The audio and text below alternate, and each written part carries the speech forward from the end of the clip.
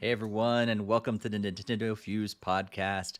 This is episode 254. We're recording live on what is today? April? No, not April. I don't know why I thought April. June 20th. Jakster's gonna be in the chat room saying I'm time traveling again.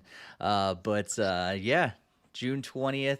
2022, and we've had a lot going on this summer, and we're going to talk all about it. We're going to talk Summer Game Fest. We're going to talk all the controversy around Mario Strikers, and we're going to be talking about a few other games we've been playing lately, all the other events that have been happening so far this summer. But before we get into any of that, it's time for introductions. Maybe you're new to the podcast. My name is Steve, and I love talking games with my fellow Nintendo Fuse partners here on the podcast and on the site. And unfortunately, Barry couldn't join us tonight. He is a little under the weather. So make sure you guys are, if you're in Discord, send him some good thoughts and things like that over there. Encourage him over there. But it's just being Greg tonight. So, hey, Greg, how's it going? Hey, it's going pretty good, and you're spot on. Jake's just already pointed out you're the time travel confirmed. You're back in April, and here we are on June. So You know, maybe April was better. I don't know. I don't know. Like, I have no idea. I can't remember what April was like anymore. But but we are right in the middle of a bunch of video game stuff. I was just even looking at our rundown. We have a lot of things that have been announced recently, but we've got a lot of cool games that are coming up over the next couple of weeks as well. Like, we'll get into that later in the podcast. But as I was making that list, I was so amazed, like how many games that we have that are there. Jake just said I could wished him a happy birthday if I go back to April again. He just gets getting older and older and older. That's what happens if I just keep going back to April. But speaking of Jakester, we have a live chat, and if you have not joined us for our live recordings, we are normally live every other Monday, and we go live at 5:30 p.m. Pacific time, 8:30 p.m. Eastern time, and we'd love for you to jump in the chat and just jump into any of the conversations that we have throughout the recording. Any of the things about the news, the games we've been playing, anything like that. We love hearing from you all. You're like the other member of our podcast, the collective member of the chat room. So you can jump in there on YouTube or Twitch. We stream on both. And just a programming note before we get into any of the stuff we're going to talk about in this episode, that we're going to be taking a break for the month of July. There's some holidays, and we're traveling and different things like that throughout the month of July. So we just decided to take off the month of July. But we'll be back on August 1st, I believe, is our next live recording. And so make sure you do jump in there and jump in the live chat on August 1st. If you are, missing us in between, that's awesome. But you can kind of jump back to an old episode, or you can make sure you hit us up on our social media. Great place to jump into all the different conversations that we have. We are at Nintendo Fuse on Twitter, and we're also on Discord. We have a Discord that we love for you guys to join, and you can find that over on in the show notes, but also in the YouTube description. All that stuff, the links are going to be there, and we'd love for you to join into in our Discord as well. But before we jump into any of the news, it's time to, as we always do, talk about what we have been playing. So, Greg, what have you been playing lately? yeah, so my list is not going to be quite as long this time around. This time I did a lot of heavy focus on Animal Crossing. So if you've been following my messages in the Animal Crossing Discord, I really got like 3 million bells back up again while abusing the time traveling system. My daughter's island had turnips at 5.99, so I was just like, okay, I'll time travel a Sunday, then boom, buy more, go right to her island, sell them, and repeat like 3 or 4 times, and got a few million bells, paid off like her house and other few things that really needed some money. And now I have like the money I need to like just be pumping out inclines and bridges and stuff on my island as I try to hopefully get mine into like a more permanent finalized state. So lots of work being done on my island on that front there.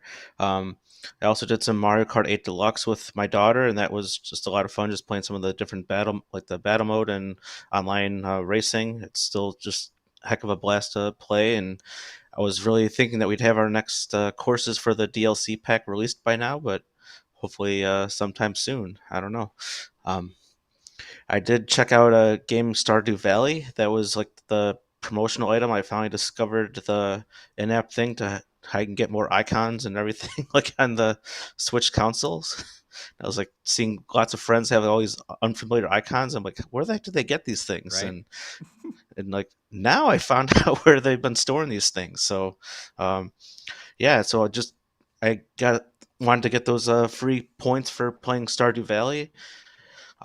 Definitely not really the kind of game I thought it was going to be. I thought it was going to be closer to like Animal Crossing, but it's a lot more farm based, and it really is has like an unusual stamina system where you only could do so much work at a time, and then it's like, oh, then you gotta go to bed. And I was trying to find like the store, and even that was seemed like it took a lot longer than it should have. I mean, you would think that the store should be like like straight up like first thing that you come across when you go into town. No, it's definitely not like right at the edge of the village where you would assume to find such a important thing. Hmm. So I don't know. It was pretty decent, but I already understand it's not really my type of game, and the demo will expire today actually. So it was just kind of nice to be able to check it out and see what the hype was. As I have numerous friends on my playlist that are on my friends list that play that game quite for hundreds of hours. So Hmm. I was able to check it out.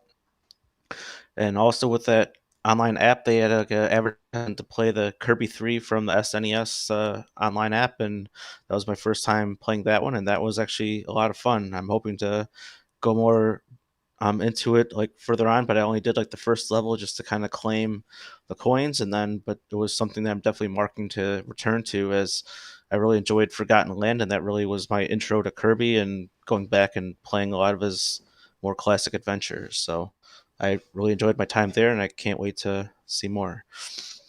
I also finally checked out the Mario Strikers First Kick demo thing.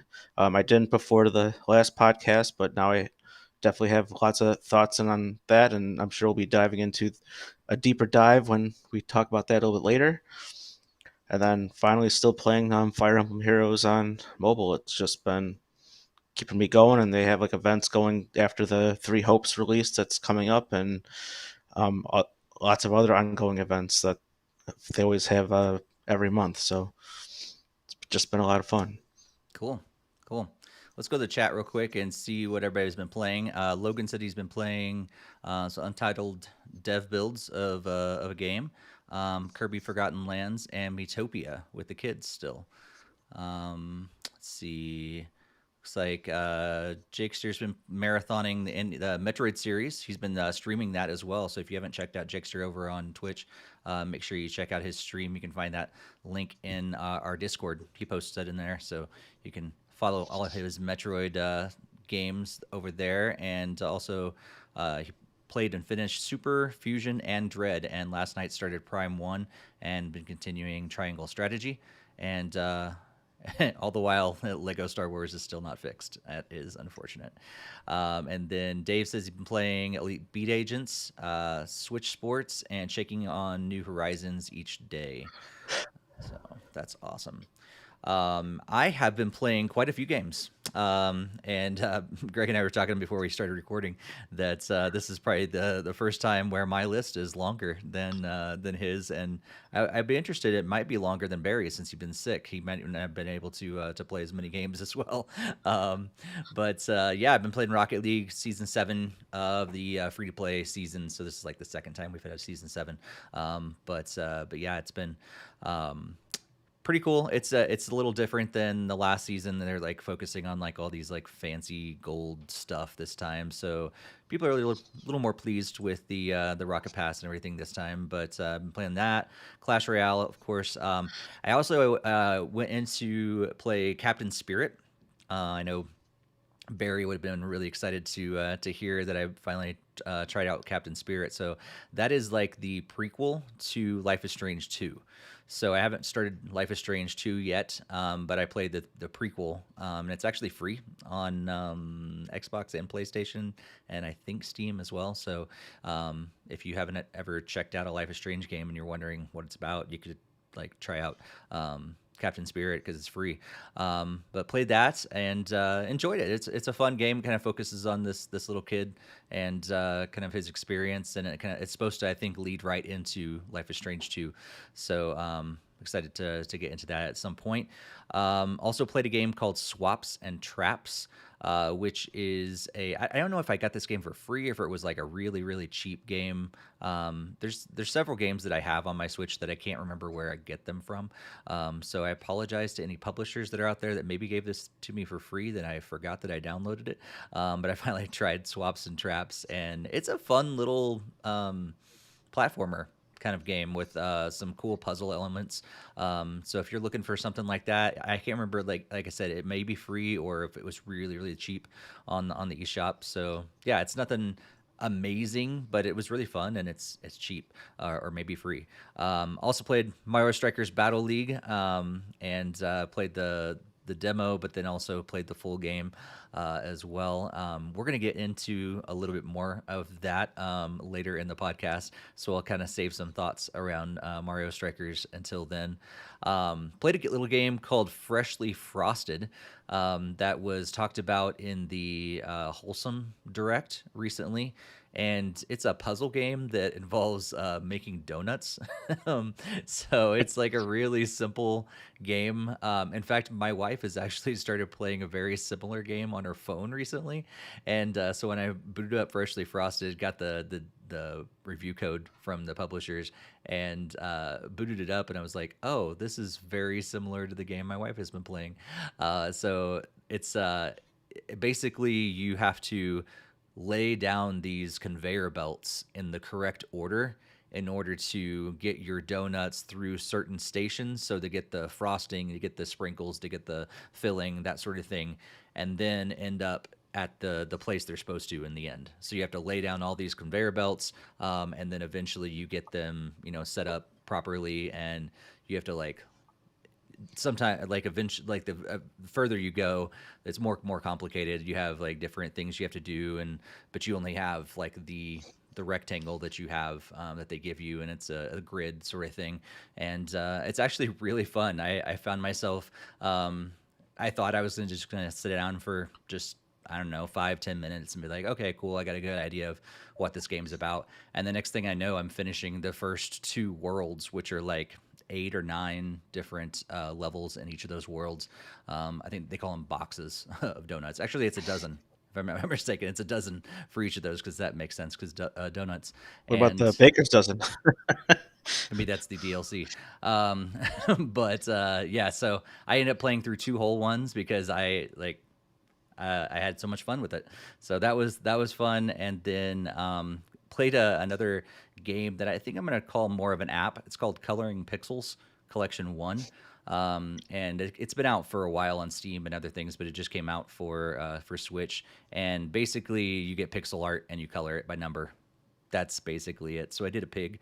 You can check it out on my gaming channel if you want to. I posted that, and yeah, if you enjoy that sort of thing, I think it'd probably be better on the touchscreen. I did it on the TV, and it just kind of felt weird. But I think if you have like a stylus or something like that, and you're coloring on your touchscreen, it's kind of mindless kind of stuff that you just kind of get your mind off of other things, and it's got good music that's just kind of background music and just kind of let you zone out and just basically color pixel art by number, and it looked like a Minecraft pig in the end.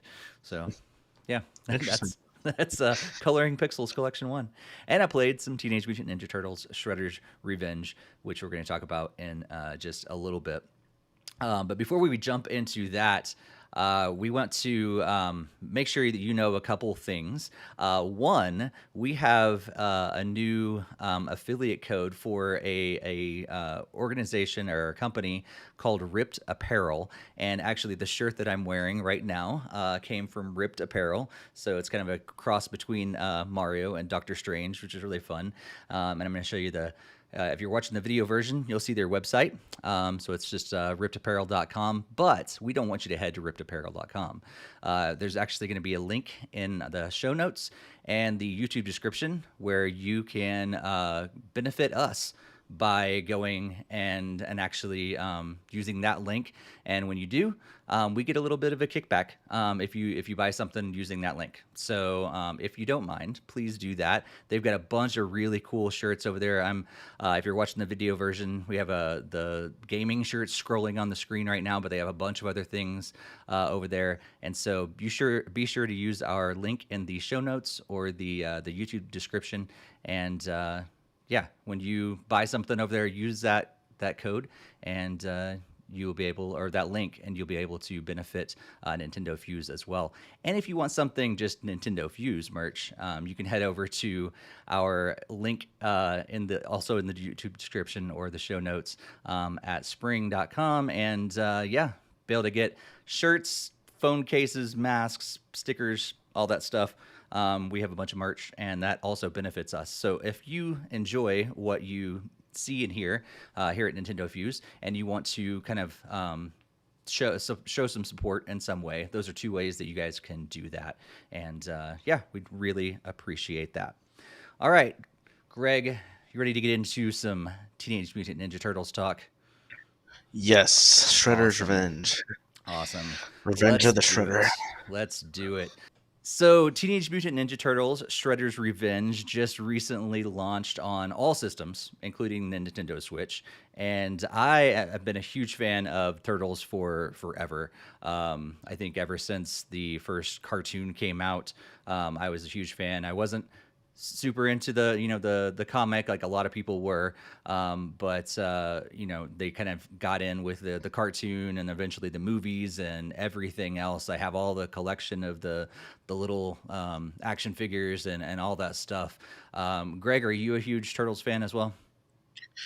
I am. Like, I had a lot of the toys growing up. I sadly don't have them anymore. I think they've been donated like long time ago, but yeah, I used to love that classic cartoon. I actually have all the very classic series on DVD. It's on the very bottom shelf on this shelf behind me. So it's got the entire series of seasons 1 through 10, even though it kind of ended on a very weird note where Shredder wasn't even really the boss or like the main villain at that point. But yeah, I've really loved the classic Ninja Turtle stuff and really enjoyed playing like the first few games on NES, and then I never really played like the Super Nintendo ones and stuff. And I'm really excited for that collection pack to come out later on. Yeah, yeah.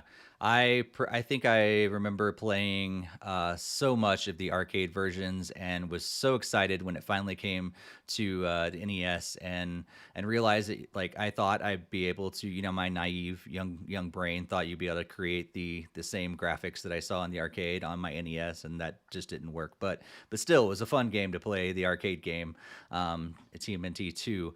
I enjoyed the first one as well. It's a completely different game, but I enjoyed the first one. TMNT 2 was fun. I don't know if I played 3, but when it came to 4, loved that game on SNES. So you really missed out, Greg. But here we are with Shredder's Revenge. So I don't know if it could be considered 5 or what number it would be actually considered in this, but it kind of takes after 4 in a lot of ways. And yeah, it just launched just a few days ago. We got this game, and I've really been enjoying this.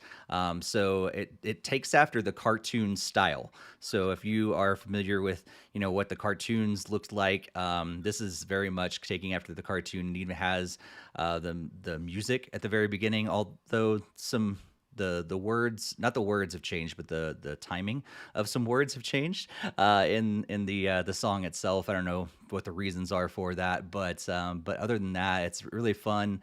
Side scrolling beat 'em up type Turtles game that you know from the arcade, and up to 6 players can play in person or online. I've not done any of that yet, but I've just played it single player.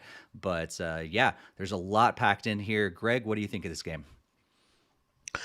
It's actually like super fun. So I think on previous podcasts I've said like I wasn't the biggest fan of like the second one, but that's definitely changed my mind like with this one. Like I think it plays a lot smoother and it's really a blast to play with other people. Like my daughter saw me playing and then she realized that she could join in and then she had a lot of fun playing for a number of levels and then it's really cool that there's all these different moves they can do. It's not just like oh just kick punch and then that's it. Like no, you can actually like do grabs, you can like do slams, you can like do all sorts of different like combo moves and everything all together and there's a variety of ways to attack all the different foot soldiers and robot enemies and like the rock monsters later on and everything too. So everything is very awesome. Like there's lots of combat potential and lots of learning to be done. I mean, there's different difficulty levels, which is great too. So I did like the very basic one as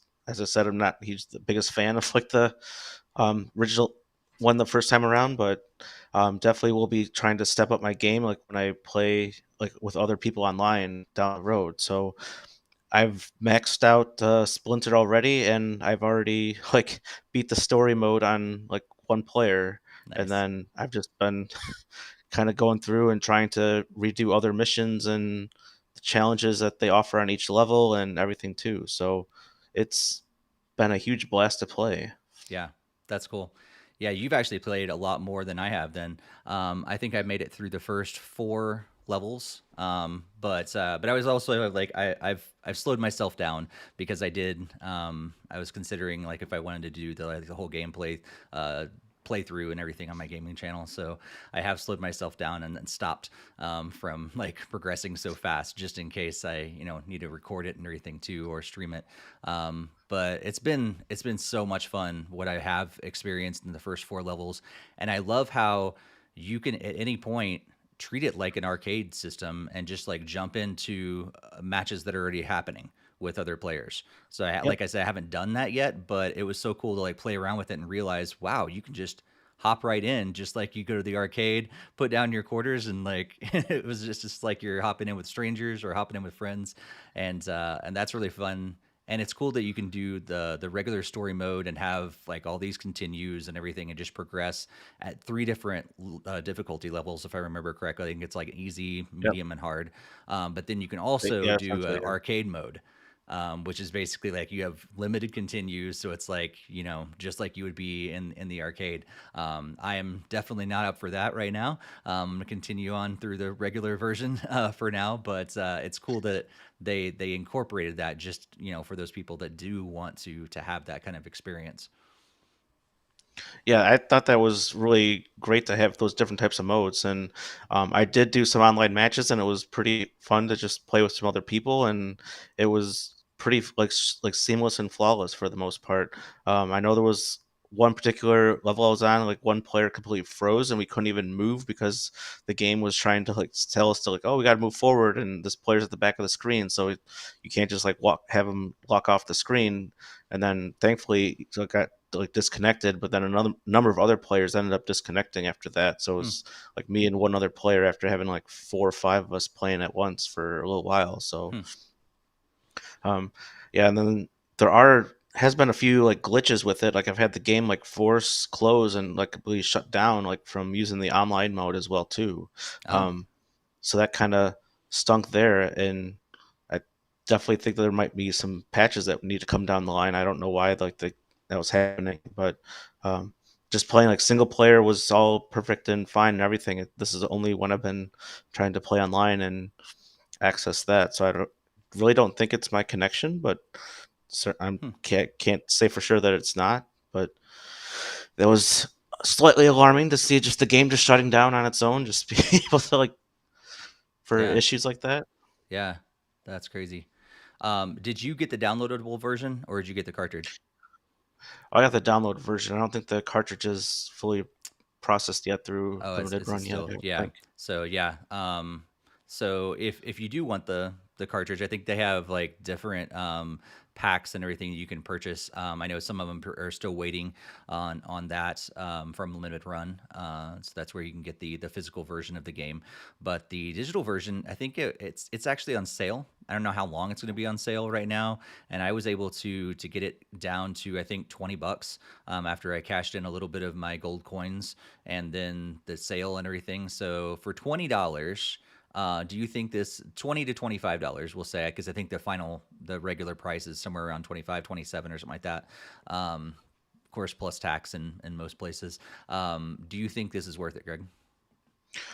I 100%. There's lots of content here and pretty much endless replay value to like try to go through and just having fun with friends and playing through the levels like in the arcade mode. Like you don't have to just stick to story mode 100% of the time. There's lots of replay value to like level up every single one of your turtles and the other non-turtle characters to level 10, and there's certainly lots of content there to be worth like 20 like a that 20 $25 price range. And Mm, the levels aren't like super long. They're like usually like 5 to 10 minutes at most, so it's, I mean, they're pretty good chunk of time to be playing through and lots of fun to be had, especially if you're a Turtles fan. yeah, yeah, and I think it's really cool to the the classic arcade does it's there's a difficulty level there, and some people could get frustrated by the point of that was to get your money in the arcade, right? But to be able to have those easier difficulty levels on there makes it really accessible for a lot of different people. And so I'm guessing your daughter had a fun time with it, so I'm guessing she didn't think it was too difficult. Yeah, I mean, like I said, it was also on the easiest difficulty level, but I mean, it was still, I mean, she's pretty much new to that kind of genre of game to begin with, like just the beat 'em up style games. Was that was like our first game in that genre. So Hmm. Yeah. it, there's definitely lots of content there, especially if you're huge into turtles. I mean, there's no way I'm gonna be able to get every single challenge done or anything, but there's still, I think it's still 100% worth like what I paid for it. Yeah. Yeah. Some of those challenges of like not getting injured at all throughout the whole thing. I'm like, yeah, I'm never going to be able to pass those challenges at all, even on the Yeah, easy. those are the only challenges that I couldn't complete Yeah. is the undamaged ones. Yeah. So it'd be fun to see some people do it though. I'm sure some people are going to do it, and it's going to be a blast to watch them online for sure. But that's not me, and I don't have the time to practice that much to be able to get all those challenges. But if that's Yeah, you, yeah. more power to you. I tried the first level where that first appears, and I can't get past like the first few screens without getting hit somehow. I don't know how that's possible, but Yeah. I don't know. Yeah. I not worth too much more time into that. Not at all. And there are random times, yeah, when you're like clearly like this, it's a beat 'em up. So you have to like, step aside, your disbelief and things like that and just realize that like, yes, I shouldn't have been hit at that moment, but it's a beat 'em up. Sometimes that happens. And, I'm sitting there whacking a guy and then all of a sudden he just turns around and hits me back. Like that doesn't happen, but it's a Turtles beat 'em up. Those happen in Turtles beat 'em ups. It's okay. Move on. And once you like get that through your head, like I was able to just have a blast with this game. Yeah, it's not like the original Double Dragon either, where the other enemies on the screen just watch you go one on one Right. with a particular enemy either. So it's much harder to stay unharmed because pretty much anything that can come after you will. It's not just going to stand around and wait for you to be done fighting. That's true. Yeah, they come in and like they take their opportunity, which I always thought was funny. Like if I were, witnessing a fight, I wouldn't just be like, "Okay, you go, then I'll go." They're like, no, I'm gonna like wait till like you're distracted, then I'm gonna come up from behind you, and that's actually what the Foot Clan does in this game. So you got to be ready. You got to be on your toes. Yeah, I know that's how the cartoon worked, but this is more of a game. Right, right. So Teenage Mutant Ninja Turtles Shredder's Revenge is available now. You can get it on Switch, which Greg and I have, and I think it's great because you can take it on the go. But you can also get it on PS4, Xbox, and Steam, and I think PS5 and all that stuff too because goes up. But yeah, great game. Right now, I think it is on sale in a lot of different places, so make sure you take advantage of that. Yep. All right, let's move into some Nintendo related news. And recently, we've started Summer Game Fest. So, Summer Game Fest is something that started, what, 2 years ago, something like that, by Jeff Keighley. And if you don't know Jeff, like I feel like I know him because he's like in the gaming world so much. Never met the guy, but yeah, he started this, and it started as an online thing. They were actually able to do that in person this year, and showed off a lot of different games. They have different events throughout the summer, streamed events there where you can go and check out the games in person. Very similar to E3, if E3 were did evolve and change and everything. But yeah, we didn't have a direct no.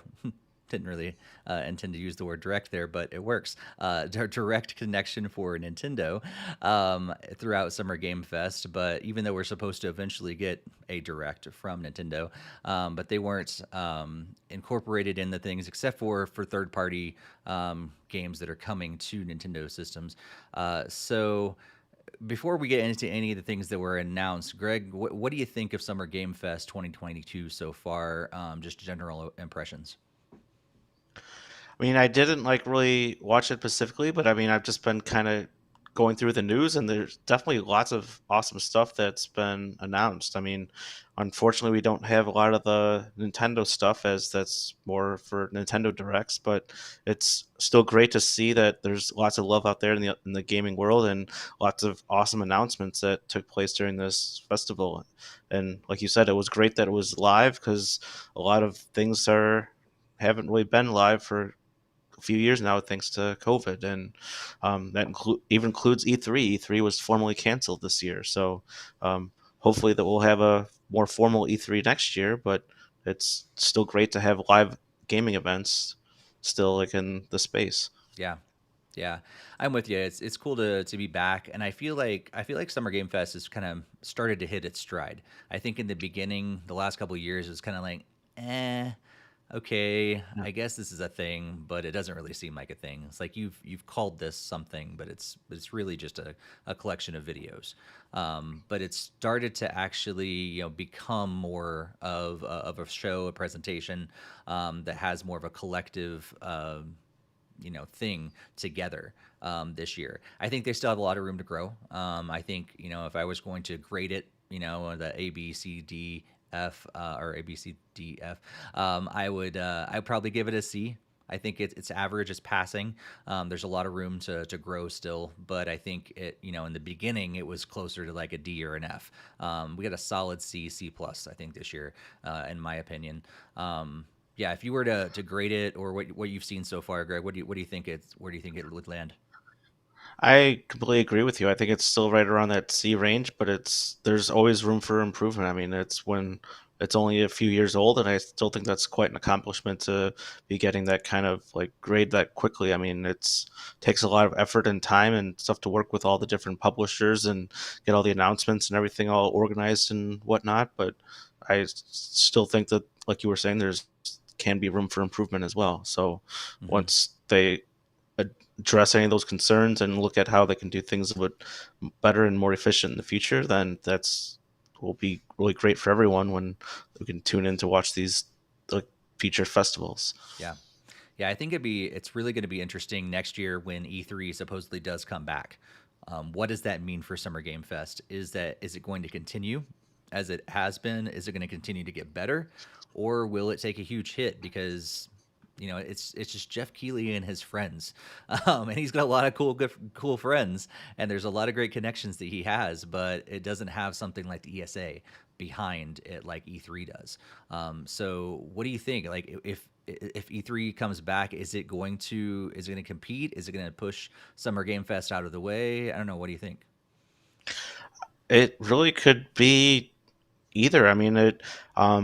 I could definitely see like it being like better next year, especially if there's not really going to be an E3. But if there isn't E3, I mean, it could steal some of the thunder of some of the announcements if they were revealed at E3, and then this is whatever 2 weeks later. Then it's like, well, okay, well, it's not as special anymore because I just saw that whatever this new game was coming out like in the future, like 2 weeks prior. So it's really could be an extension of E3. It could be an actual more like formal replacement of E3 if it's not going to be going like onwards or anything. But it, I mean, there's it's really hard to tell. I mean, with a world that hasn't had an E3 in like the last like 3 years. So Yeah, yeah, yeah. I think if E3 comes back like people want it to, I think Summer Game Fest is in trouble.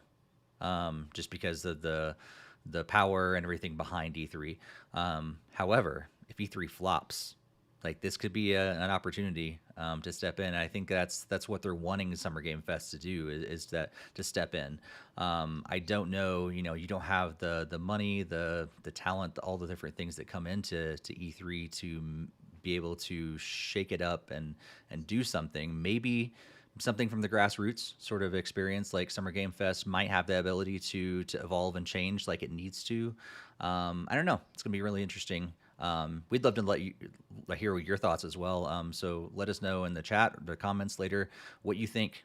Summer Game Fest moving forward with E3 coming back. What's that going to look like? Do you think either of them are in trouble, or do you think there's room for them to coexist around the same time? Because we have things like Tokyo Game Show and other stuff, but it's spread out throughout the year. With these things yeah, happening at the same time, that could be really interesting. yeah. I mean, it can be done right. I mean, they could do certain announcements only at E3 and then still save other announcements for Summer Game Fest. So I mean, they can easily coexist, and it just depends on the publishers and the information that they're willing to show. I mean, because either way, one can steal the other's thunder. So I mean, if they're gonna like try to push Summer Games Fest at the beginning of June, well, then it will steal E3's thunder and be like, oh yeah, we already heard that these games are coming out just before or whatever. So it's Mm-hmm. as long as they're not like double dipping and like cross like promotion like the same stuff at the for both events, then they easily can coexist very easily. Yeah, yeah. Well, let's jump into a couple of the announcements that were talked about at Summer Game Fest. Like we said earlier, there wasn't a whole lot of Nintendo stuff. There was some stuff that was just kind of tossed in there. But a couple of the things that we went on to discuss, we'll get into.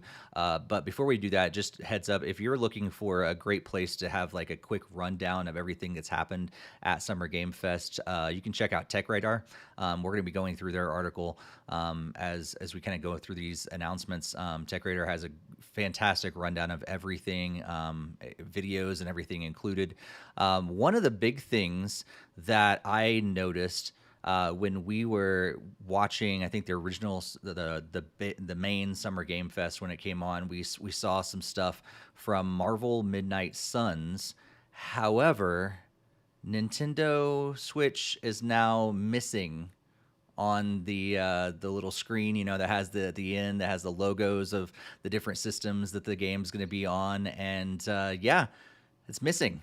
What do we think about that, Greg? Do you think is it actually going to be gone, or they just happen to forget about it on that screen?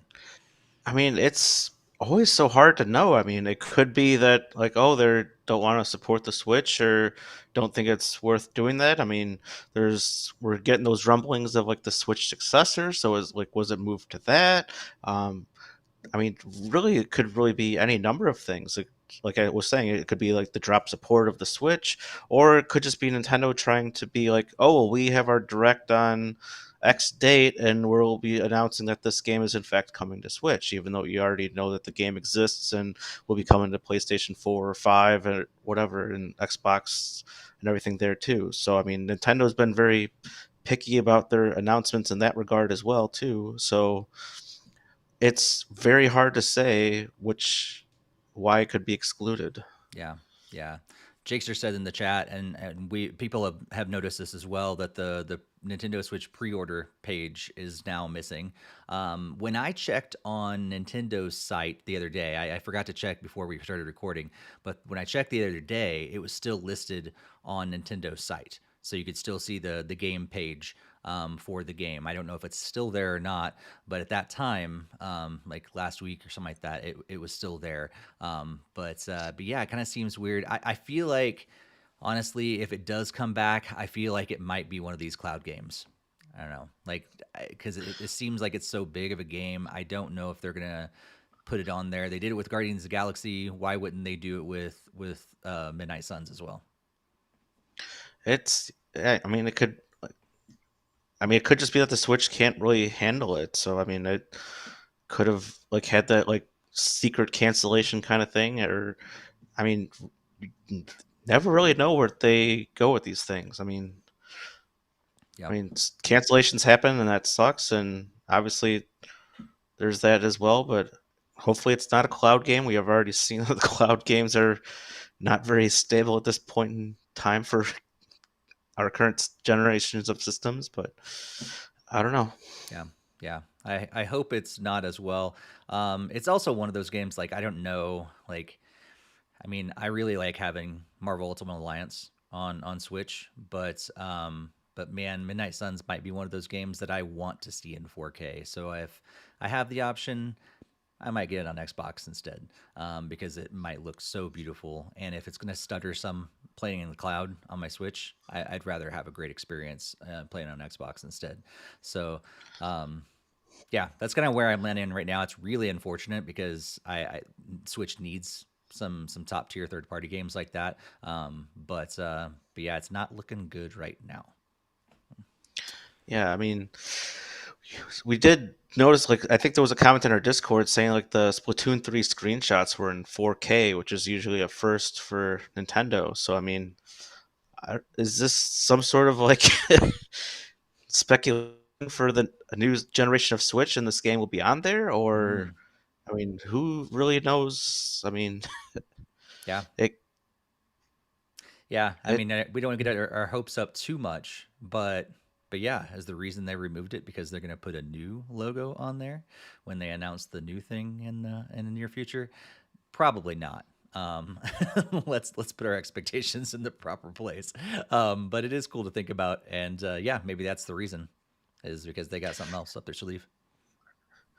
I mean, we've seen this with like the Switch thing. I mean, it's Switch has gotten so many ports of games from like the PlayStation 4 and like the Xbox 360 and stuff over its like life cycle because like the Wii U couldn't handle it. But I Hmm. mean, who's to say that the Switch successor won't be getting like these also some more of these kinds of titles like this too that are beefier in size and can actually run on Nintendo hardware. That's true. Yeah, Never really know. yeah. Well, one of the things that we also saw was Cuphead. They're really pushing this DLC for Cuphead, and so it was shown off several times during Summer Game Fest so far. Greg, are you a Cuphead fan? I had played like the game like on was it Switch or Wii U, and it was just very Switch, yeah. difficult. Like, It's yeah, it incredibly was. difficult.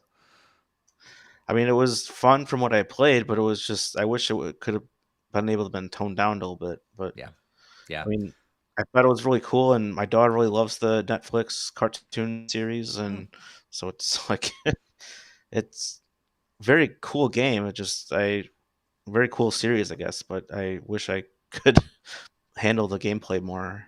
Right, right. I think that's a big thing because I'm wondering how many people is this DLC really appealing to?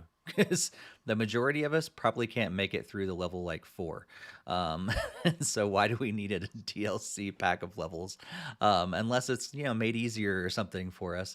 It'd be great to, release a, talking about Ninja Turtles earlier. We need a easy mode for Cuphead. That's what I want because I want to experience the whole game. I'm just not that good, and so it'd be great to have that kind of experience. But yeah, I'm not too thrilled about the DLC just because not because I hate the game or anything because I just can't make it past level 4. So why purchase more levels that I'm never going to be able to get through? But yeah, Yeah. that's where I stand. Yeah, and it's unfortunately it's with so many games to play, it's kind of hard to train up to be good enough to beat level 4 and Right. be able to play more of the levels as well. So it could be a quick fix, just like okay, let's put in easy mode or very easy mode, and other people can actually just enjoy the story and like a much simpler style of level. But Yeah. I mean, I understand some people do like their challenges and everything too, but that's if you're willing to put in the time, then it'll be a lot of fun. But if there's so many other games out there that you'd rather play, then it's unfortunately lowers the priority of it. So Right. Yep. Yeah. So on top of all of the different things that were announced at Summer Game Fest, we also got to see more of Sonic Frontiers, and looks beautiful. It's a very pretty game, but it's also been some little controversy around the game. People are wondering, is it actually like worth it? Is it going to be very good? To me, it looked pretty bland. Like it looks beautiful, but it's also like you play through the different levels and go against the different enemies, and you're like, well, is that it? You just run around this beautiful world at super speed, supersonic speed, and come up to an enemy, and it seems a little repetitive, like what you do against the enemies as well. And it kind of just seems very, very open and empty, kind of a world. Absolutely beautiful, but it just seems a little empty and repetitive. And that's why a lot of people seem like they're saying very similar things. What do you think of Sonic Frontier so far? It definitely sounds like a very cool concept, but I think they've also announced that it's going to be delayed as well. So I think that they're finally going to try to add some more like, stuff in there just to make sure that it's more polished and maybe actually has a better feel to it as well. So um, obviously that's definitely very welcome in that regard. But just like a Skyrim style Sonic game, it does sound like it would be a lot of fun. But like if you are moving very fast, then how big can the world really be if you're going that fast? I mean, who knows? Right. I mean, it's Yeah. I think that's always been my thing. I think I talked about this in our Discord as well. That I've never been too excited about the 3D Sonic games because of that. Like because I want to explore. If I'm in a 3D game, like Breath of the Wild, I was able to fully explore because Link doesn't run at supersonic speeds, and everything's just blurring past him. I really enjoy 2D Sonic games because it makes sense. Like you can just get from one end to the next as fast as you can, as creative as you can. It's kind of like parkour, and you're just like flying through, and it's fun. But in a 3D game, I want to explore. I want to like journey around. And I don't think of Sonic and explore in the same like vein. Like those two words don't go together. And so I think no matter what, I would kind of have this little thing about this game. But seeing the gameplay, it seems really interesting that they've not really done much with it yet. yeah. I mean, it's kind of hard to know how they can handle it. I mean, if they can actually make it work where Sonic can be exploring but not being able to just run by everything at supersonic speed, then it can definitely really work. But it really depends on how they scale it and like how big they are doing everything. So Yeah. it can be done right. They just need to find that correct balance. Yeah. Well, be sure to let us know what you think about Sonic Frontiers if you're excited about it as well. Let us know in the chat or the comments after the fact. Let's move on from Summer Game Fest and talk about another game that has recently come out, and that is Mario Strikers Battle League. So we have been able to play the game. I've played the full version. Greg's got a chance to play First Kick. So yeah, now that we've actually seen the game, played it some, what do you think about this, Greg? We'll get into a little bit what people think in just a second, but first I want to hear your thoughts. Yeah, it's definitely like as difficult as I remember it being like on GameCube and Wii because I know I was not the best player, and I've even commented on like one of the previous podcasts, like when it was when we knew it was like coming out soon. So um, normally tutorials are supposed to you feel like you're a god and you can like actually do it, but like this tutorial was actually like very hard. Like even to show you that it's like hard, they even like just let you move on to the next one, even though you didn't even master the technique. So it's like, okay, well, 2 minutes is up and you didn't do the all the moves in 2 minutes. So okay, well, here's the next tutorial. So it's like, what? Like, why is this timed and why do I not have a lot of time and why is the computer feel like it's on ace difficulty level on its tutorial? But it's I don't know. Like I already know it's not for me, and it's not going to be persuading me to buy it, especially with like our upcoming discussion that we have regarding this. But it's definitely a very difficult game, and it's definitely has to be one of those you put in tons of time to practice and get really good at the game. Yeah. Yeah, I think for me, I think Barry and I talked about this as well. The tutorial really is interesting because like there's it's really difficult to pull off those specific moves that it wants you to in the tutorial because circumstances have to be just right, especially team tackle. Like in order to hit your teammate into someone else, like you have to be lined up just perfectly. And the game wants you to hit five of them in within like a minute and a half or something like that. And like that's almost impossible. So like everything just needs to be lined up perfectly in order to accomplish that. So tutorial and everything, I think it's good that it teaches you a lot. If you're trying to really learn the game, it's a great thing. But I think honestly, Greg, I think I told you this before we started recording as well. Like I feel like you've experienced the majority of the game, and that's why I think there's a lot of Yep. controversy around this. And we thought it'd be fun to just kind of talk about that just a bit because the game is not finished. Like it's a good decent start, but it's not finished. And so like being a longtime fan of Mario Strikers from GameCube to I really enjoyed the Wii version. I played a lot of the Wii version. I was really excited. You can go back to previous podcast when we heard that Mario Strikers Battle League was announced, and I was so excited that it was happening. And then it's out, and I had some thoughts around like, is it going to be what I remember? There's certain things from the Wii version that I wish they did bring in. So like, there's missing characters for one, but there's also a couple missing moves. Like I really enjoyed the different dodges and things like that you could have in the Wii version. Daisy had an awesome one. She's not even in the game now, but she had an awesome dodge that I used all the time and just totally kicked it above the goalie's head. And then the Hammer Brothers was awesome, just to like throw hammers down when you're dribbling around and everything. Those things are missing from the game. It very much mirrors Super Mario Strikers from the GameCube a lot more, but now you have to collect an item before you do your smash or whatever it's called. Your you know your little timed kick thing where you get multiple points. But that's it. And there's very few characters, very few anything within the game, and a lot of people are kind of upset about it because it's a full price game, and it's like it's not even, I don't know, halfway done. Kind of seems like a good start, but people are upset. What do you think about all this, Greg?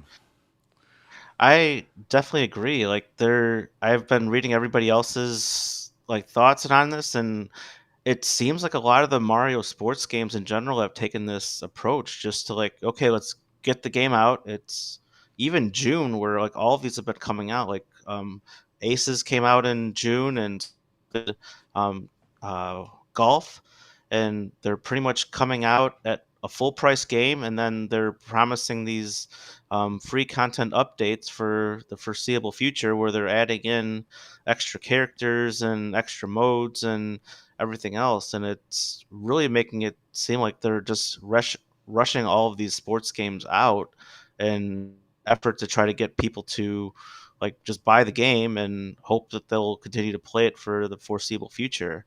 Um, I believe that like Ace has got at least was more fortunate to like have like the updates longer, but I think Mario Golf like cut off pretty like only lasted for like 6 months or 8 months or something like that. I saw got reports on Twitter, so it's kind of unfortunate that a lot of these sports games in general are just coming out at full price, and a lot of the content is not even there where they're adding all these extra characters. And like you said, Steve, like Daisy's like been a staple for all Mario sports games and like the party games, and she's not even in this initial release of the game. Like Yeah, that's what the heck is going on there?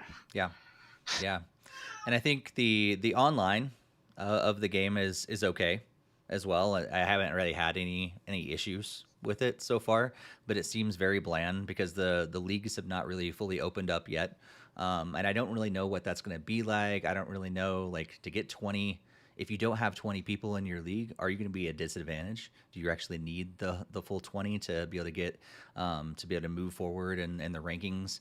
Or, if you only have 5, is that going to be okay? There's so many things that we don't know yet, and there's still so much of the game that I feel like, yeah, it's just missing. Like, if you're gonna pay $60 for a game, like, this is great, but, like, like, I play Rocket League all the time, another soccer related game, and now it's free to play for about the same content. Like, you can play locally with other friends locally. You can play in like tournaments on your system itself, or you can play online, and it's free to play. Even when it wasn't free to play, I think it was like $20, not 60. So, like, this is kind of like, I understand why people are getting a little upset, because they're like, hey, I bought a $60 game, but I really got like a $20 game. And I don't know, have we heard yet when the updates are going to happen yet, or we just know that they're going to at some point?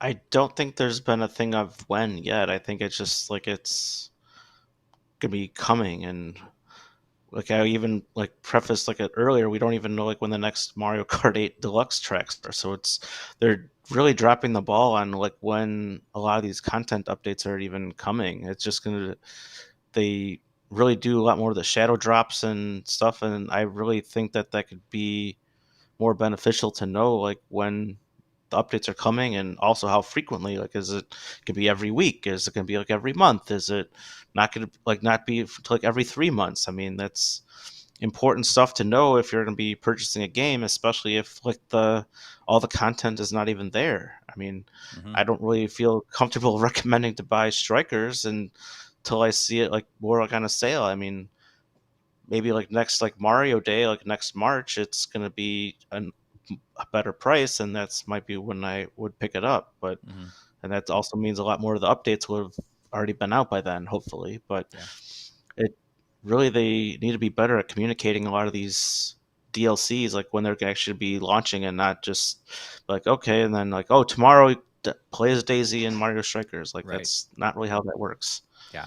Yeah. And there's some other things too that I know I haven't realized or recognized other people talking about this, but through my experience with the game, playing a lot on GameCube and Wii, I learned, just realized there's some other things that are just bothering me, and things that I really enjoyed with Strikers. I enjoyed.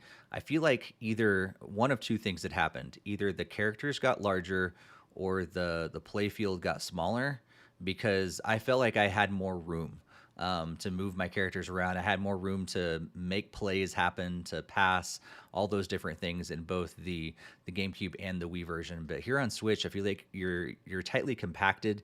The character models are totally different. So, like, Bowser is like twice as big as Mario, and I like how they've done some different things with how the players will have different power, and speed, and all these different things. But essentially, with the upgrades, with the clothes that you can put on and things like that, is just like bumping it here and there in order to just like really small tweaks.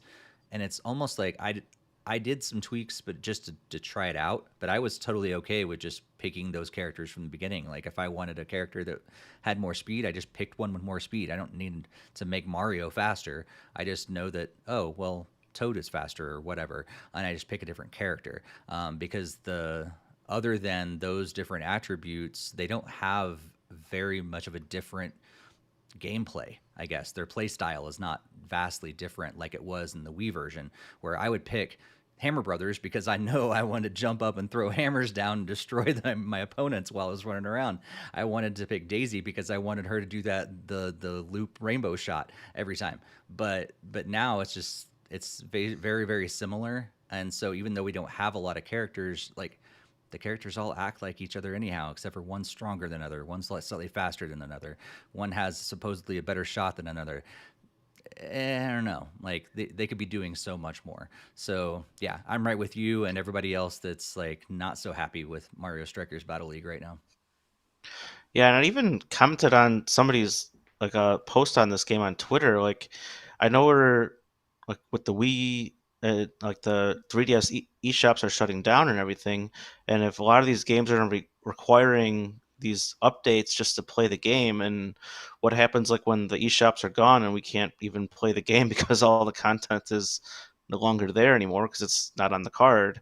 Mm-hmm. Um, it's not going to be on every card, obviously. I'm sure the ones that they print after all of it's there, it will be there. But Maybe. it's there's definitely a concern that there's going to be some versions of the game out there that don't have that won't be playable in whatever 15, 30 years where it's Right. the Switch eShop is offline but the game requires all these updates just to function. Exactly. Yep. Yep. I can hear it Barry echoing in our ears right now, like talking about that's why we need Yep. physical. But also, yeah, why games need to be finished. Like don't put out a halfway done game, and then rely on downloadable updates. Like if you have to patch something, that happens. I get it. But to put out you know a $20 game for $60 and say, hey, the rest is coming later at an undisclosed time, maybe we'll trickle it out. That's not so good. Like you're not going to build very much, trust and support for your company in that way.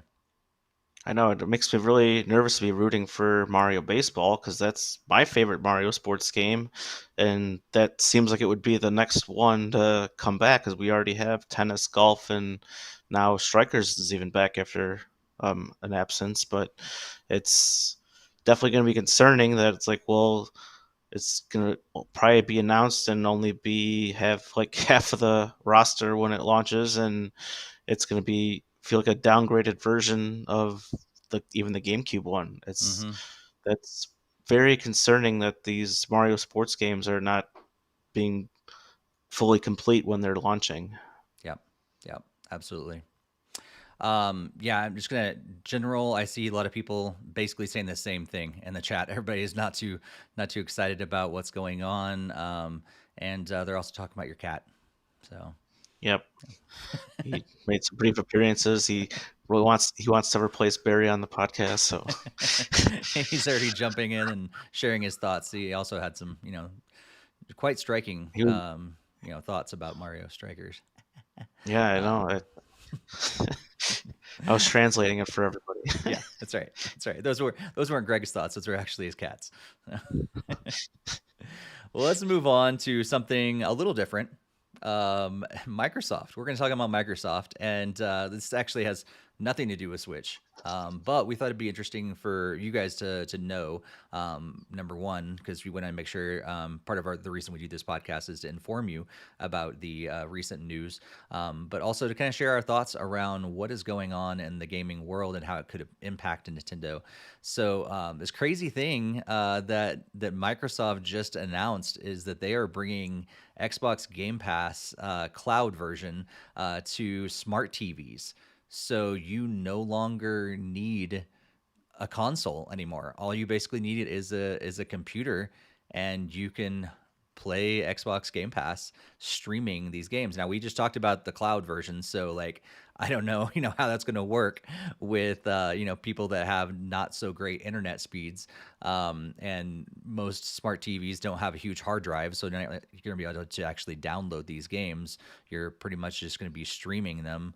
But yeah, it's bringing all these games that are on Game Pass just immediately to smart TVs. So that's pretty much what you can do. And because it's a smart TV, you can also play with a Microsoft controller or a Sony DualSense controller. So you can hook up your PS4, PS5 controller to the smart TV as well, and be able to play that way. So, Greg, what do you think about this, and what kind of impact could this potentially have on Nintendo? It is definitely a very interesting thing that they're doing here is just like to kind of almost like remove a console from being required. Um, I think when a lot of people were suggesting that Nintendo does like a more of a Netflix style subscription, I think this is kind of what they were more imagining it would be. It would be like on just like on the TV, and you can immediately just play whatever, all the classic like Mario Brothers and Mario Brothers 3, Super Mario World, and all of those fun games just through like an app that's like on the TV.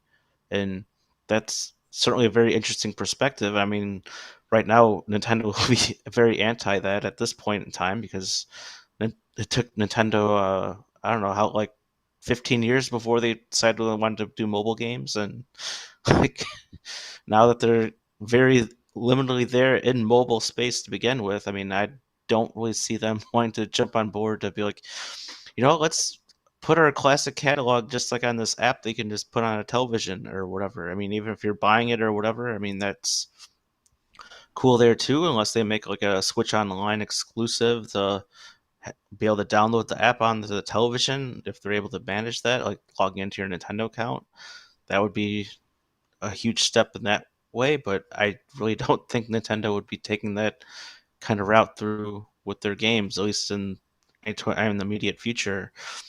I think we've discussed that this is kind of more like the future of gaming just being more streaming and more universal, and I think that that's what Microsoft is trying to achieve with this idea here, just putting the Game Pass just right up there to the apps, and if you have a controller, then you could just easily play it as simply as if you had the Xbox.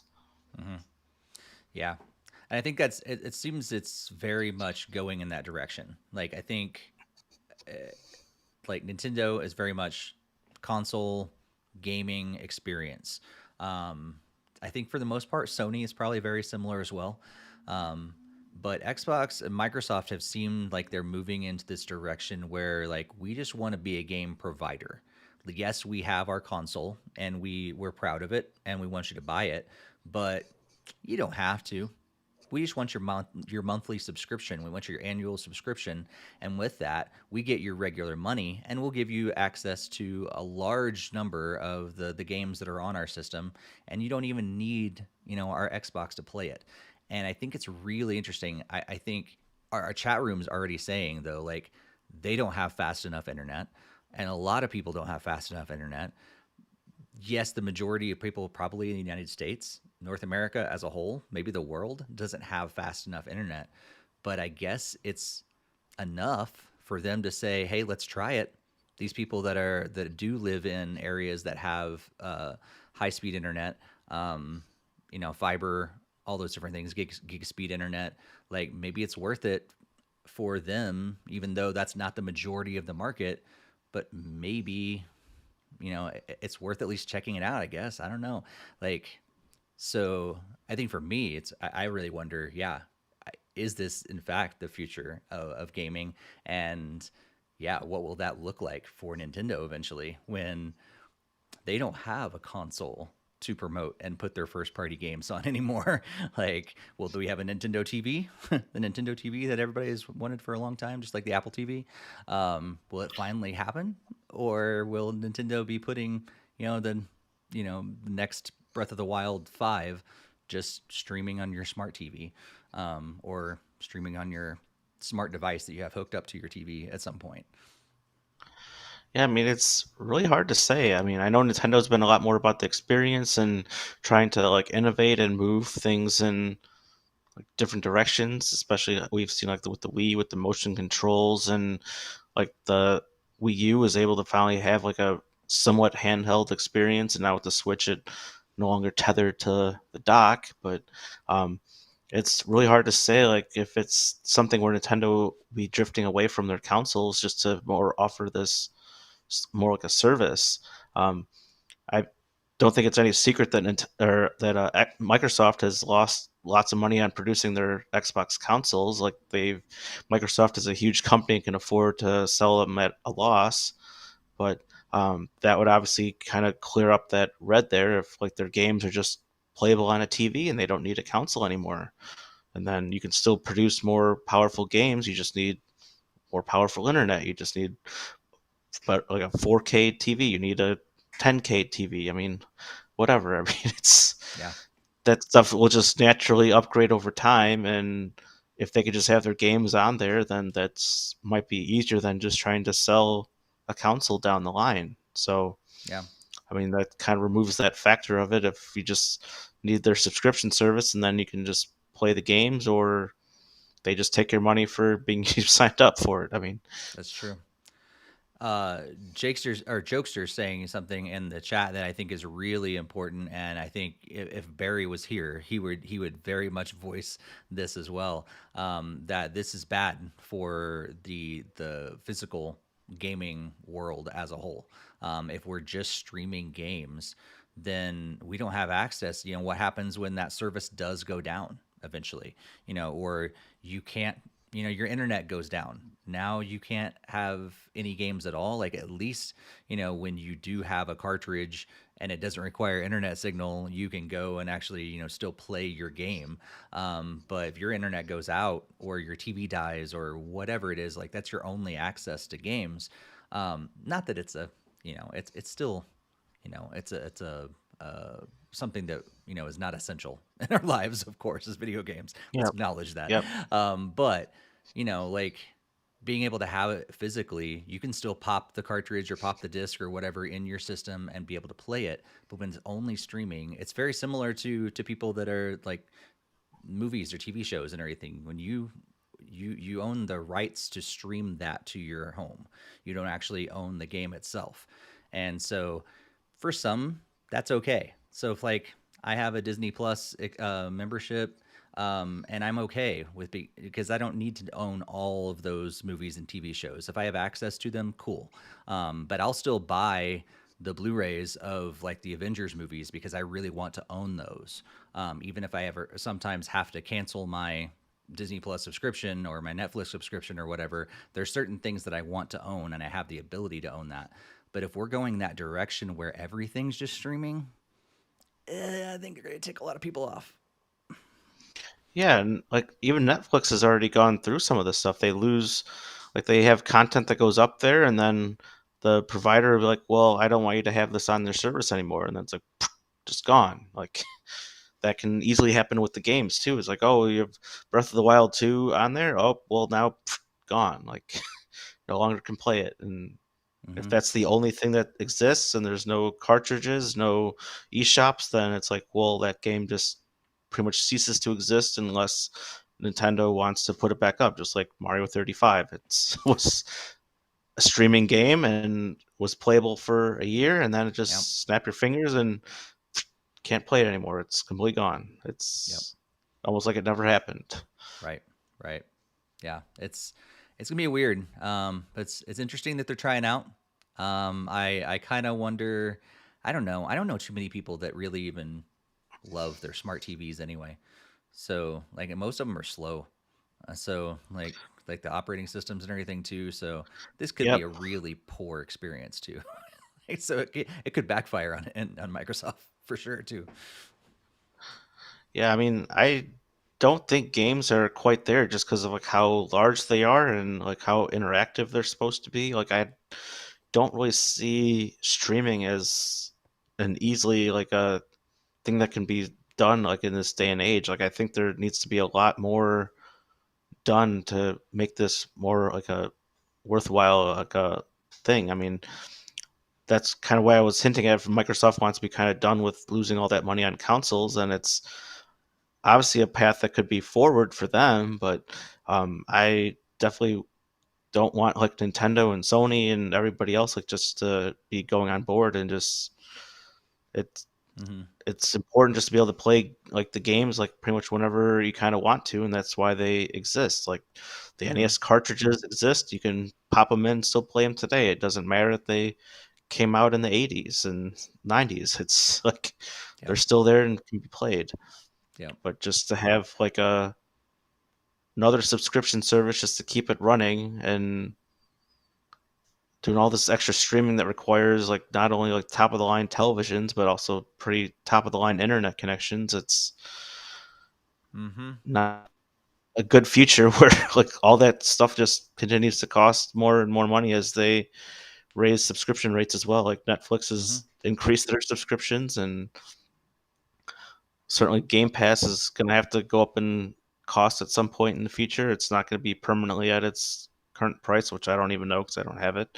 But Yeah. it's there's going to be a time where it's going to have to go up in price, and that just really sucks. Yep. And Logan's saying he's burnt out on subscriptions. I am too, and I think that's like it's like you need a subscription for everything, and there's still a lot of internet companies that even if you do have fast internet, a lot of them still have bandwidth caps, and so like, are you even going to be able to play a game because you might just cap out your internet speed? Like, oh wow, you can't have high speed anymore. You already went through whatever, and so it's going to throttle it down or whatever it is. Like it's not a good experience unless our infrastructure changes. And maybe it is. Maybe Microsoft knows something. Maybe they're pushing for something that we don't know about. But it's really really interesting. Joester says that until everyone, and I mean even Tom Hanks on a tropical island in the middle of nowhere, has high speed, quality, unthrottled, affordable internet, this streaming thing for games won't work. And I think that's a good final thought for for what we think around this Yeah. for sure. Let's move into some of the headlines that have happened recently. Other quick things that we just want to make sure that you guys know about as Nintendo fans. Before we do that, quick reminder to subscribe to us on whatever podcast app you listen to us, or here on YouTube. If you haven't subscribed, hit that bell as well to be alerted every time we go live. Hit that share button to share with other Nintendo fans out there that you think would enjoy this sort of thing. Join us on social media at NintendoFuse on Twitter, Instagram, Facebook, and also our Discord. All those links are going to be in the show notes and the YouTube description, and we'd absolutely love to connect with you all. Again, quick programming note that our next live episode will happen on August 1st. We're going to be taking the month of July off because of holidays and travel and everything, but so we'll be back on August 1st with our next live episode, 8:30 p.m. Eastern Time, 5:30 p.m. Pacific Time, and we would love to have you guys join in. Let's jump into these headlines to make sure that you guys know what's going on. And the first one is that we have a direct announcement, kind of. Um, we woke up this morning to hear that there's going to be a Xenoblade Chronicles 3 direct on June 22nd. So just in a couple days, recording this on June 20th. June 22nd at 7 a.m. Pacific time, live streamed Xenoblade Chronicles 3 presentation showing roughly 20 minutes of information about this upcoming game. I know Barry's super excited about this game. I'm somewhere in the middle. Greg's not interested in Xenoblade, but yeah, that's cool. Even though we were supposed to have a Nintendo Direct drop on June 29th, that's not been confirmed yet, but we do know for sure that the Xenoblade Chronicles 3 Direct is going to happen on June 22nd. All right, so very topic that came out like a few weeks ago. Pretty much the Grammys are going to be adding in the video game music into their list. So that's really great to see that some games that have all this great music will be finally can be up for actual Grammy awards coming just starting next year. So stay tuned to the Grammys to see what kind of games will take their first Grammy home. That's pretty awesome. And also, we have our latest numbers for May 2022, and Nintendo Switch is still at the top of the list, selling the most of both unit sales and dollar sales for the month of May 2022. So you can check out the entire list of all the different games that are topping that list on NintendoFuse.com. But for the numbers, the top three is Nintendo Switch Sports, Kirby and the Forgotten Land, and Lego Star Wars: The Skywalker Saga. And yeah, Nintendo still dominating the lists. And obviously, this was back an E3 type season, so there's been a plethora of events that have happened over the last few weeks. So, Limited Run Games announced a huge list of games that they'll be publishing over the next year or so. You can check out their website for all of their games that they just announced, including Shredder's Revenge that me and Steve talked about earlier today. The Sonic Central event happened as well, where they covered the Sonic Frontiers that we also talked about here today. In addition to some other Sonic news and updates for different games and stuff, like including like special Sonics and special costumes for like Fall Guys and other stuff like that. Um, in addition, we had like the Day of the Devs, and they talked about a number of quite different type of games is there as well. So be sure to check out that conference to see what kind of games are upcoming on a bunch of various platforms. And finally, Devolver Digital had their own showcase again, as they've done the last few years. And Barry's always been one to talk up their unique style of like how they have a continuing storyline and everything like that as they make their game announcements as well. So um, even if you do find that Summer Games Fest, it has links to all these different shows as well. If you just want like an all-in-one stop shop. Yep. Yep. Absolutely. Yeah, Devolver Digital is so their stuff is so weird. And I told Barry this. I know one of the guys that does trailers for Devolver Digital now. A friend of mine. We worked on a different site together and everything, and he's been in the video game trailer world for a while. And I recently I heard that he moved over to Devolver Digital. So I need to reach out to him and see if he has a hand in creating their directs at all, because they are something. I'll tell you that. This year was really weird. But yeah, so couple quick things like just my thoughts. Xenoblade Chronicles, that was kind of disappointing actually. Xenoblade's great game, but it was really disappointing to wake up and get the email, the press release from Nintendo going, "Hey, we got a direct." It's Nope, it's not a full direct. It's just about Xenoblade. So maybe we'll still see the full one next week.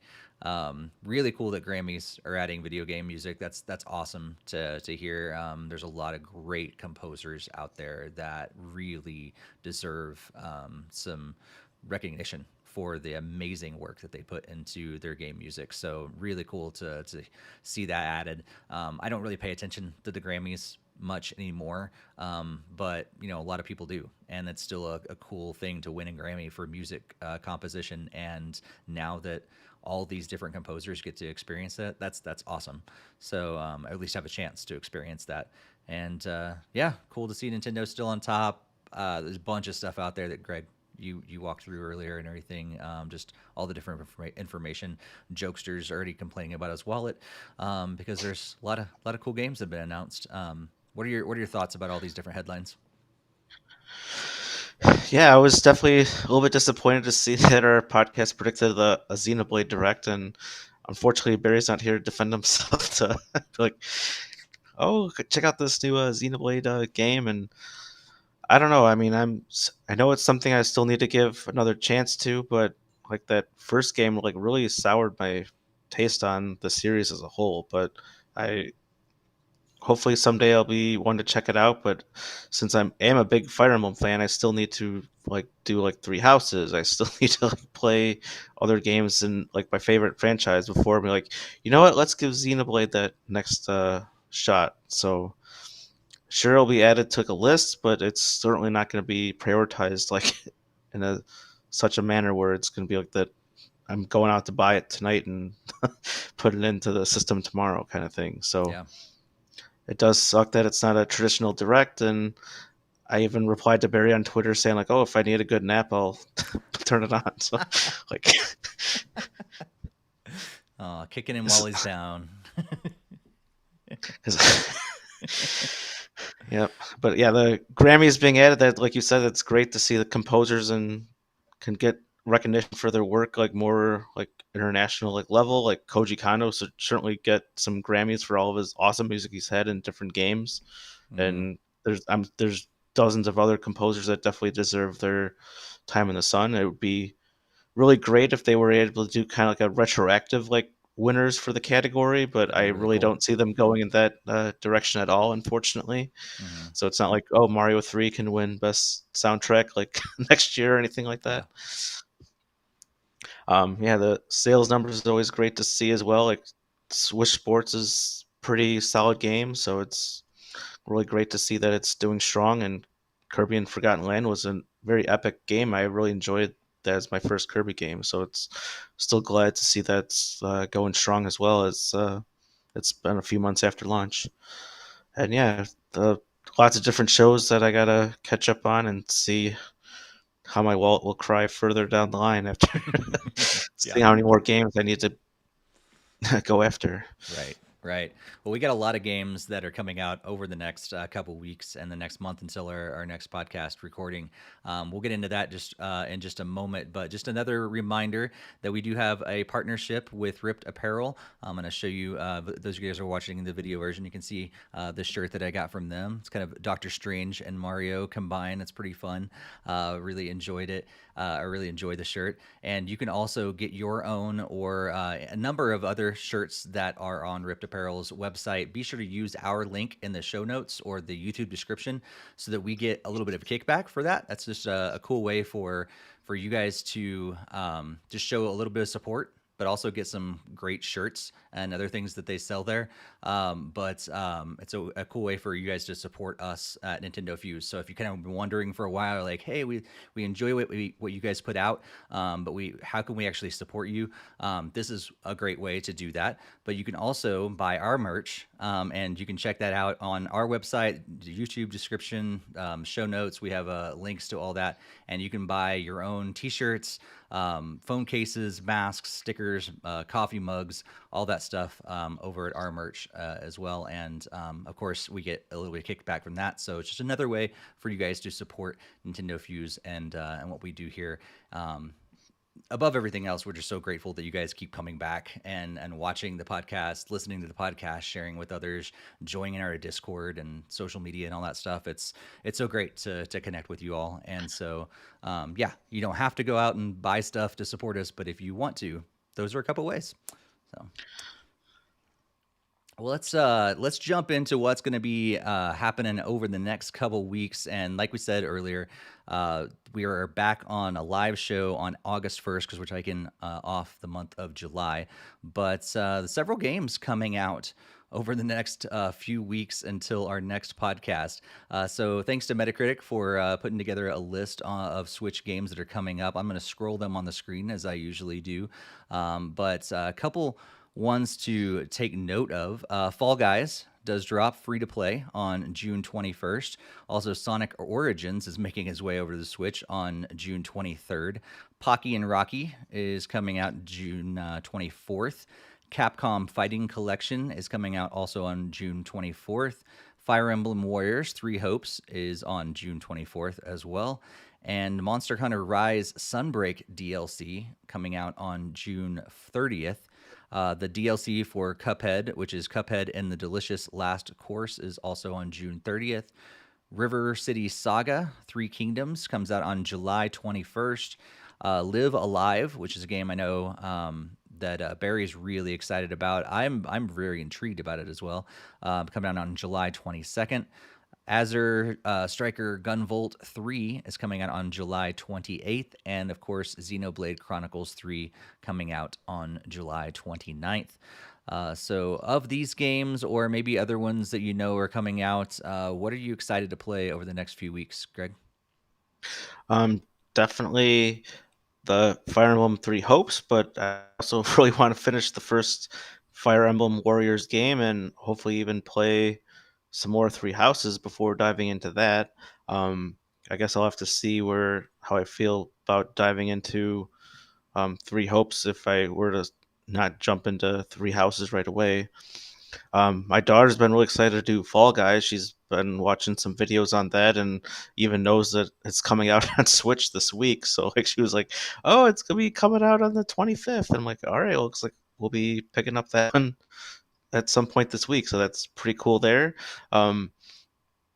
Yeah, I guess we just have to throw down the gauntlet for Barry to play 30 hours of Xenoblade 3 before the next podcast, just like he did with the second one to get You'll it in have for time. Game of the Year. So, yeah. So I just need to issue Barry as a homework assignment to put in 30 hours of Xenoblade 3 before the next podcast. So he'll have like a good 2 or 3 days worth of time to do that. So he won't disappoint, I'm sure. Right, right. Yeah, I'm gonna be playing more of the TMNT Shredder's Revenge for sure. Hopefully we'll get on to Life is Strange 2 now that I've done the prequel. It's pretty much the only thing left for me to do is Life is Strange 2. and then continue, of course, in Rocket League Season 7. Hopefully, going to do my placement matches pretty soon. So hopefully, I don't get knocked down a whole lot because I made it up to Diamond 2 this last season. So hopefully, I'm getting closer and closer to champ level, which is what I'm really excited about eventually hitting. I don't think I'll ever get Grand Champ, but if I can get solidly into champ level, I'll be really excited. And then yeah, like you said, Fall Guys coming to Switch is going to be exciting. I had it on PS4, um, but I think it was because the free game that they gave me when I was still had my subscription. So I don't even know if I still have access to it. But having it on Switch will be fun. And it's one that I'll probably play with my wife, play with some people in our Discord, and just kind of hang out and just have some fun. And I love that they're adding a bunch of new modes to it as well. So that'd be really fun. And yeah, I think that's probably going to keep me pretty busy over the next month for sure. But yeah, so many games. I feel sorry for all of your wallets.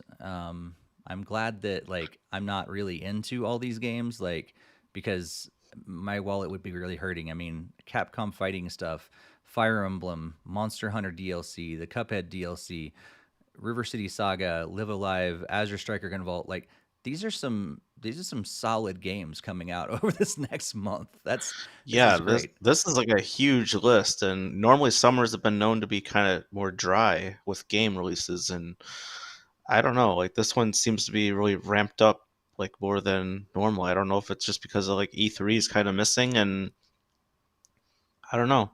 I don't know if it's been trying to focus to try to get us to be staying indoors in this heat and whatever. I really don't know what that either, but yeah, there's definitely a plethora of games and certainly games for everyone, and there's some awesome games that are be hitting out this next month. Yeah, absolutely. And if we do end up having that's Nintendo Direct next week, we'll have even more games that I'm sure they're going to announce that are coming out. Probably a shadow drop at least 3 or 4 games like they always do, and probably other ones that are hit in the next month or so. So yeah, it's going to be really interesting, and it's an exciting summer. Like even though not having E3, not having a traditional Nintendo Direct and all that other stuff that's happened in the beginning of June. Gaming hasn't slowed down. It doesn't seem like. I think we're just kind of pushing forward. So really exciting stuff. If you're a gamer for sure. Yeah, tons of great content coming, and it's great to see that more stuff is getting released over time. So I know Barry's got to be crying with all these more games to add to his vault of Switch games, but It's true. he's His going for that. library is increasing. He's going for that full set, and there's lots coming. It's true. However, I wonder if he ever gets to the point going, I kind of regret this decision now that there's a lot more Switch games than there were Wii U games. I, I think he's already said that he kind of was like wishing that he didn't dive into it, kind of thing. And it's one of those things where you can't really stop if you're already Right. on top of it. I So, guess you could, but it's really hard at this point. but I mean, Yeah. I know it's not like a super relatable example, but it's also kind of like the amiibos. He really wanted to get every single one of those as well. And there's obviously way more games than there are amiibo figures, but Yeah. it's it's like that Pokemon mindset. Got to catch them all. That's true. That's true. I gave up on my amiibo long ago. It's like I collected all of them for like the first, I don't know, series or so, and then I was like, I can't keep doing this. But I have, as we talked about in previous episodes, totally transferred that over to the Mario Kart Hot Wheels instead. So I Yep. have like almost a whole collection of that one And instead. yep, and each of those are significantly cheaper than the amiibo figures. So yeah, That's true. I ordered the Byleth amiibo that got its reprint because I missed it the first time Hmm, around. So it's one of the ones I'm missing in my Smash collection. That's other shoulder. So nice. trying to go for the full Smash set, and there's a few of the Wave One DLCs are ones that I'm missing Hmm, because I did pick up Min Min, and now I got Byleth coming. So cool. Cool. Well, let's go to the chat real quick and see what they're going to be doing over the next little while. We had a lot of conversation around Microsoft and their cloud gaming for sure. Some great conversation going on there. We don't have time to read it all, but it's good. And then looks like Jakester's excited to finish his Metroid marathon and eventually play the second Ori or the two Ori games. Ori games are fantastic. Jakester, you're going to love them. They're awesome. They're beautiful. So much fun. Also, continuing Triangle Strategy, and hope that Lego Star Wars is fixed. I hope it's fixed too because I haven't played that particular level that causes that thing, but that's another game I need to get back to is Lego Star Wars. It's one that my wife and I started playing it together, and I think I probably just need to continue it myself. I think she's given up. So I'm like, okay, now I can just play it by myself. But Lego Star Wars, but I just need to avoid that whole section that Jakester talked about so I don't have the glitch happen. And then Logan says, hoping to snag some old NES, sorry, not SNES, NES games on eBay. Remembers as a kid and looks for some carts for his Switch, Breath of the Wild and such. Xenoblade 3, pretty excited about that one. And Jakester also bought what is Byleth. I was like he had a typo. I was like, he's throwing for me for a loop. He's like put some Japanese word there he knows that I can't pronounce. And then he's just like, see how Steve pronounces this one. And he's gonna have a little fun with that. But Byleth. So and he says the glitch is in episode 9 of the Lego Star Wars. So it's unavoidable. So yeah, if you have that, avoid episode 9, or at least that area where the glitch is, so you can keep playing your game. Greg, anything beyond gaming that you're excited about over the next month? We got a holiday in here in the United States. You gonna do anything special for July 4th? Probably just do like the traditional like town fireworks shows and whatnot. I don't really have too much other stuff going on. It's my ex's turn to have our daughter over the 4th of July weekend, so it'll be some solo time either with like myself or with friends or and whatnot. So it would be just other time to spend with family and everything going on there. So I'm still helping out with like premium edition games, trying to help get the more distributors on board for Series 4. So that's been kind of just the ongoing process there. And yeah, that's pretty much it. I don't think I really have too much going on, even like for the month of July, that at least I know of at this point. Obviously, I can always post other updates like in Discord and whatnot if stuff changes over time, but at least not at this immediate time I know like my entire July schedule or anything. So Mm-hmm. yeah, there's be great to get some time to play some of these games and really hope I can play like Three Houses soon and get into it just so I can get into Three Hopes and be able to play that one. Yeah, That'd that's be cool. nice. Nice. I'm actually trying to look for something. I forgot to get this ready ahead of time, but we took vacation, which is why we actually one of the reasons why we had to pre-record our last episode, and I actually got to go to the e-gaming lounge or thing at the one of the casinos. I think it was the I'm totally blanking on what it's called, but anyhow, this like a huge e-gaming esports thing at, in Las Vegas, and got to check it out and everything. They weren't having any tournaments or anything that night, which I was kind of bummed about, like because I was hoping they'd be able to check out all of that. But it was cool to just see the lounge. They were having like a Pokemon night at the time. I don't know if you're gonna be able to see this, but HyperX sponsors it. I'm gonna try to show it on my phone. It's gonna be awful there, but that's yeah, that's the lounge or the gaming thing itself, and it was cool just to kind of walk around and check it out. And they had some really cool the systems there that you can play and everything on. So that was fun. But don't have any cool trips like that planned over the next month. But that was cool to check out. And maybe I'll do a little kind of a expose or something like that on NintendoFuse.com, or at least post some photos and videos on our Discord, so that way you guys can actually check it out and see what I saw at the esports tournament area and everything there in Vegas.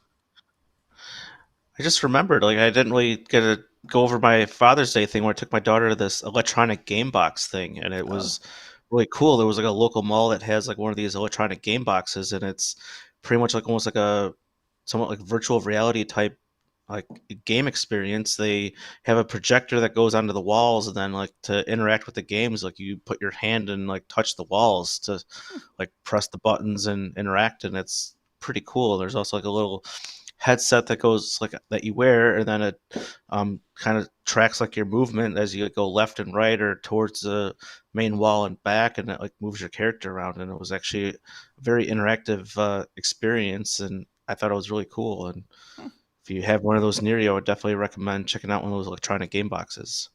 that sounds cool. I'd never heard of that, but that's awesome. I'm gonna have to look around and see.